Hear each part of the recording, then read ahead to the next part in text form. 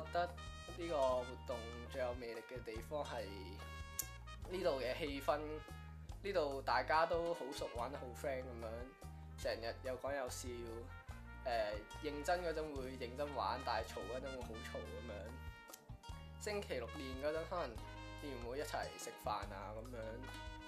我覺得最深刻嘅係上個月嘅步操管樂團嘅邀請賽啦，因為我哋成 team 人都好重視呢個比賽，對呢個比賽有目標啊，有要求咁樣，希望可以進步，比上年進步咁啦。雖然最後結果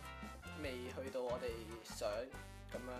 攞到金獎啦，但係見到成班隊員佢哋咁俾心機練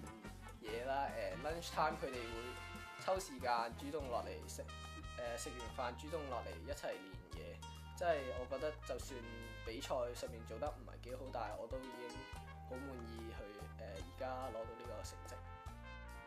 當初係有咩契機吸引我加入步操呢？咁係因為嗰陣時我有個朋友係步操嘅，咁每個星期六我都會等佢一齊放學啦。咁我留意到佢會因為練好一份抱好開心，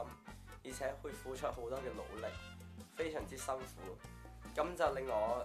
對步操呢樣嘢有啲興趣，於是乎我就加入咗步操。